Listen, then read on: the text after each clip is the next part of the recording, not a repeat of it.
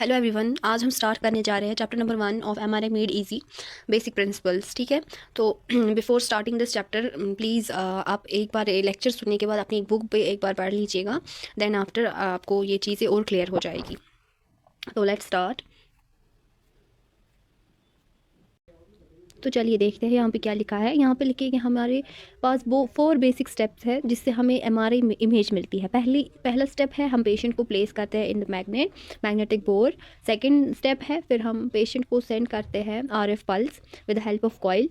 उसके बाद फिर रिसीविंग कॉइल से हमें सिग्नल रिसीव होते हैं और फिर वो सिग्नल्स को ही हम ट्रांसफॉर्म करते हैं into the image with the help of complex processing in computer Fourier transformation. ठीक है, वो हम आगे जाके पढ़ते हैं। अब अगर हम इसको मॉलिक्यूलर लेवल पे देखें तो इस टाइम जो एमआरआई इमेजिंग है वो बेस्ड है on proton imaging. Why proton? Because proton is a positively charge particle. ठीक है, हर एक एटम में होता है। और यहाँ पे हम ज़्यादा हाइड्रोजन की बात करें तो हाइड्रोजन में सिर्फ एक ही प्रोटॉन प्रेजेंट होता है कि नहीं। और उसके बाद most of the signal on clinical MRI image comes from the water signal because our body is mostly composed of hydrogen। तो अब देखते हैं हाइड्रोजन कैसे हेल्प करता है एमआरआई इमेजिंग में। प्रोटॉन्स फिर से लिख के कि पॉजिटिवली चार्ज होता है जिसको स्पिन होता है। ठीक है, इसमें एक रोटेटरी मूवमेंट है जिसको हम स्पिन कहते हैं।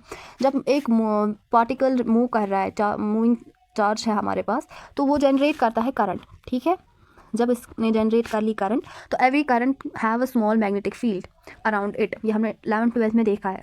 सो एवरी स्पिनिंग प्रोटॉन, जो भी हमारी बॉडी के अंदर स्पिनिंग प्रोटॉन है उसमें स्मॉल मैग्नेटिक फील्ड है जिसे हम मैग्नेटिक डायपोल मूवमेंट कहते हैं।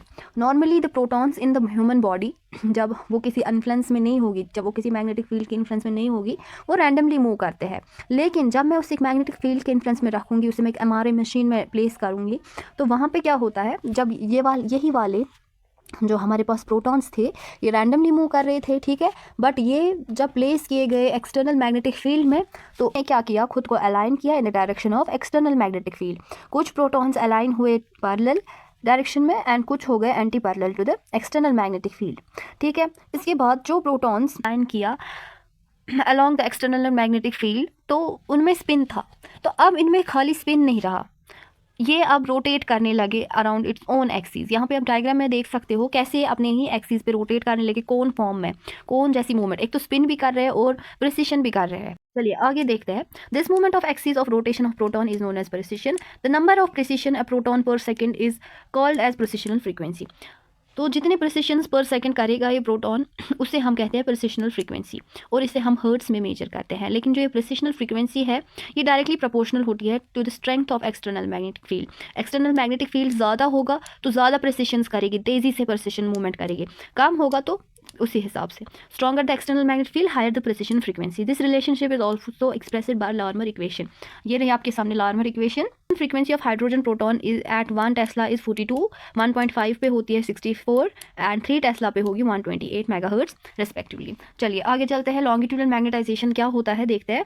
अब हम देखते हैं, देखिए हमने पेशेंट को एक्सटर्नल मैग्नेटिक फील्ड में रखा, तो जब हमने इसे एक्सटर्नल मैग्नेटिक फील्ड के इन्फ्लुएंस में रखा तो अगर हमें अब स्पेस के ओरिएंटेशन से समझना हो तो हम मान के चलते हैं X Y and Z axis system. ठीक है, एक्सटर्नल मैग्नेटिक फील्ड जो है वो है along with the Z axis. अब डायग्राम पे भी देखो, जेड एक्सिस के अलॉन्ग हमारा एक्सटर्नल मैग्नेटिक फील्ड है।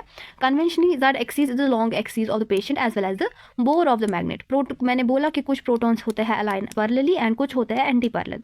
ठीक है, to the external magnetic field. यहाँ पे पॉजिटिव नेगेटिव ने एक दूसरे को कैंसिल कर दिया। देखिए positive negative cancel, but there are more number of protons aligned from the positive side than in negative side. तो इसीलिए यहाँ पे कुछ प्रोटॉन्स रहेंगे। So after cancelling each other force there are few protons on positive side that retain their forces of this protons add up together and यही form करते हैं हमारा longitudinal magnetization thus formed along the external magnetic field can not be measured directly.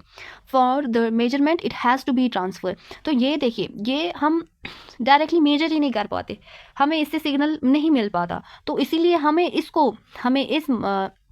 Longitudinal magnetisation को ज़रूरी flip करवाना है towards the negative side, जिससे हमें हमारा सिग्नल मिले। ठीक है, longitudinal magnetization cannot be measured directly. For measurement it has to be transferred. Now let's move towards the transverse magnetization.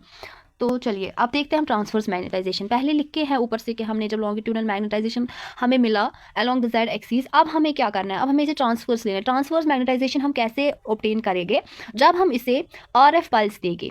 देखिए जो ये प्रिसाइज कर रहे थे प्रोटॉन्स लॉन्गिट्यूडनल मैग्नेटाइजेशन में, ठीक है, तो ये लोग इनको ट्रांसवर्स में जाना है, तो ये कुछ एनर्जी पे करेंगे फ्रॉम RF पल्स जो हमने यही से सेंड की। Some of this protons go to the higher energy level and start precessing anti-parallelly, that is along the negative side of the z-axis. This imbalance results in tilting the magnetization in from longitudinal magnetization to transverse magnetization. This is called to be as transverse magnetization. In short में अगर हम देखें RF pulse जो है इसी की वजह से tilting हुई longitudinal magnetization से transverse magnetization तक, ठीक है। कैसे हुई, इन्होंने इन प्रोटॉन्स ने कुछ एनर्जी ले ली RF पल्स से और फिर क्या किया, फिर जाने लगे हायर एनर्जी लेवल, ठीक है, दैट इज नेगेटिव साइड की ओर जाने लगे और स्टार्ट किया प्रोसेसिंग एंटी पैरेलली। तो इस इम्बैलेंस की वजह से ट्रांसवर्स मैग्नेटाइजेशन हमें देखने को मिला। The precession frequency of proton should be same as RF pulse. तो देखिए जो ये प्रोटॉन्स जो प्रेसाइज कर रहे हैं अपनी प्रेसिशन फ्रीक्वेंसी है इनके पास, तो ये सेम होनी चाहिए RF पल्स फ्रीक्वेंसी की, ठीक है, for exchange of energy to occur, इससे कम नहीं होनी चाहिए। When RF pulse and protons have same frequency, जब इनकी सेम फ्रीक्वेंसी होती है तभी जाके ये कुछ एनर्जी ले पाते हैं फ्रॉम RF pulse, इससे कहते हैं हम रेजोनेंस, ठीक है। RF pulse not only cause the protons to go to the higher level but also make them precise in step synchronously and in phase। मतलब ये RF pulse की वजह से ये प्रोटॉन्स जो है ये इन फेज आ गए, ठीक है। चलिए अब देखते हैं हम, ये देखिए यहाँ पे आप डायग्राम से भी समझो, देख लो, ये है हमारा लॉन्गिट्यूडनल मैग्नेटाइजेशन। जब मैंने इस पे RF पल्स दी, देखो ये रहा मेरा लॉन्गिट्यूडनल मैग्नेटाइजेशन, ठीक है, पॉजिटिव साइड था और ये नेगेटिव साइड था। जब मैंने इसे RF पल्स दी, ठीक है, एक 90 डिग्री RF पल्स इससे मिली, तो ये फ्लिप हो गई from longitudinal to transverse magnetization, ठीक है। लॉन्गिट्यूडनल मैग्नेटाइजेशन डिक्रीज हो गई और ट्रांसवर्स मैग्नेटाइजेशन यहाँ पे इंक्रीज हो रहा है। तो ट्रांसवर्स मैग्नेटाइजेशन यहाँ फुल्ली फॉर्म हो गई और यहाँ पे लॉन्गिट्यूडनल मैग्नेटाइजेशन नहीं बचा, ठीक है। तो यही यहाँ पे इस डायग्राम में दिखाया गया है, आप यहाँ पे पढ़ भी लो। Magnetization vector is flipped in transverse plane by 90 degree RF pulse. कह रहा है, मैं बताती हूँ आपको, जब ये ट्रांसवर्स मैग्नेटाइजेशन वेक्टर, इसके पास भी प्रेसिशन फ्रीक्वेंसी है, ये कॉन्स्टेंटली रोटेट कर रहा है एट लार्मर फ्रीक्वेंसी, ठीक है, ट्रांसवर्स प्लेन में। तो जब ये रोटेट कर रहा है तो ये अपने ही साथ इंड्यूस कर रहा है स्मॉल इलेक्ट्रिक करंट, ठीक है। जो यही करंट है यही हमारे रिसीवर RF कॉइल रिसीव कर रहे हैं और इसी करंट से हमें MR सिग्नल मिल रहे हैं। फिर इस MR सिग्नल को फर्दर मॉडिफाई किया जाता है मैथमेटिकल टूल्स से, सच एज फोरियर ट्रांसफॉर्मेशन है हमारे पास। रिविजन यहाँ पे फिर से वही लिखा है, पेशेंट को प्लेस कर दो मैग्नेटिक बोर में, ठीक है। फिर हमारे पेशेंट के अंदर जो भी प्रोटॉन्स ऐसे रैंडमली मूव कर रहे थे वो अलाइन हो गए इन the direction of external magnetic field. फिर लॉन्गिट्यूडनल मैग्नेटाइजेशन इज फॉर्म्ड, क्योंकि फिर वो कैंसिल कर जाते हैं। फिर हम क्या करते हैं, सेकंड स्टेप है हमारा RF पल्स सेंड करते हैं।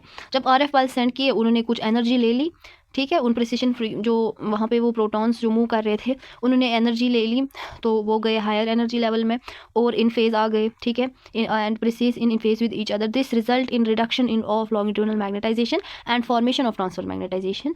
इसके बाद थर्ड स्टेप है हमारा MR सिग्नल बनता है। The transverse magnetization vector in transverse plane generates current, इसी करंट को हम रिसीव करते हैं as signal by RF coils. फिर इमेज बनती है हमारे पास MR। लोकलाइजेशन ऑफ सिग्नल में हम नाम से पता चल रहा है कि अब हमें लोकलाइज करना है एग्जैक्टली ये सिग्नल्स आ कहाँ से रहे हैं, किस वाली बॉडी पार्ट से आ रहे हैं, ठीक है। अब हमें देखना है 3 और मोर मैग्नेटिक फील्ड और super imposed on main magnetic field. तो देखिए 3 से हम 3 मैग्नेटिक फील्ड और लगाते हैं, उनकी स्ट्रेंथ इतनी नहीं होती है जितनी हमारी एक्सटर्नल मैग्नेटिक फील्ड की होती है, उतनी नहीं होती है, वो बस इसलिए होता है कि हम लोकलाइज करें from where the body signals are coming. These magnetic fields have different strength in varying location, hence these fields are called gradient fields. इसीलिए हम इन्हें कहते हैं gradient fields, भी हम इन्हें कहते हैं। 3 gradient fields हमें देखने को मिलते हैं, slice selection gradient, phase encoding gradient, frequency encoding gradient। slice selection gradient जो है has in gradually increasing magnetic field strength from one side to another side। आप इमेज में देख लो, यहाँ पे देख लो इमेज में, तो देखें कि इंक्रीज हो रहा है। हेड के पास 1.4 टेस्ला, जबकि पैर उनके पास 1.6 टेस्ला। तो देखिए यहाँ पे यही लिखे है कि it determines the slice position, slice thickness is determined by the bandwidth of the RF pulse. Bandwidth of the RF pulse क्या होता है मैं आगे की वीडियो में बता दूंगी। फेज एनकोडिंग ग्रेडियंट में हम क्या करते हैं, ये दो ग्रेडियंट्स हम यूज़ करते हैं to localize the point in the slice. Slice selection gradient हम कहाँ से कौन सी पोजीशन से इट डिटरमाइंस स्लाइस पोजीशन, कहाँ से कौन सी पोजीशन से हमें वो स्लाइस ऑब्टेन हो रहा है, इसकी थिकनेस क्या है। ठीक है, अब हम देखते हैं ये phase encoding and frequency encoding gradient जो है ये हमें लोकलाइज करवाता है the point in the slice, किस पॉइंट से हमें सिग्नल अप्लाई मतलब मिल रहे हैं। ठीक है, तो ये जो है ये अप्लाई किए जाते हैं perpendicular to each other and perpendicular to the slice selection gradient. In usual sequence slice selection gradient को पहले ऑन किया जाता है, इसके बाद फेज एनकोडिंग ग्रेडियंट को, और उसके बाद फ्रीक्वेंसी एनकोडिंग ग्रेडियंट को। फ्रीक्वेंसी एनकोडिंग ग्रेडियंट को हम रीड आउट ग्रेडियंट भी कहते हैं, इसलिए हम इसे एंड पे जो है ऑन करते हैं। ठीक है, पहले सिलेक्शन ग्रेडियंट को ऑन किया जाता है उसी टाइम जिस टाइम आरएफ पल्स भेज रहे हैं, उसके बाद फेज एनकोडिंग ग्रेडियंट को ऑन किया जाता है short time after selection gradient, उसके बाद हम लास्ट में फ्रीक्वेंसी एनकोडिंग ग्रेडियंट को ऑन करते हैं। Information from all the 3 axis is send to the computer to get the particular point in the slice from which the signal is coming. अब last में avoid proton only. Other substances can be also utilize for MR imaging, लेकिन requirement होनी चाहिए कि उनमें spin हो और odd number of proton हो। ठीक है, hints theoretically 13 carbon 19F 23 Na या 31 phosphor can be used for MR imaging, तो इमेजिंग के लिए। लेकिन यहाँ पे हाइड्रोजन एटम जिसके पास एक ही प्रोटॉन है जो कि इक्विवेलेंट है टू द प्रोटॉन, तो हाइड्रोजन एटम और अबंडेंस मतलब बहुत ज़्यादा प्रेजेंट है हमारी बॉडी में, तो इसलिए हम हाइड्रोजन को ही लेते हैं।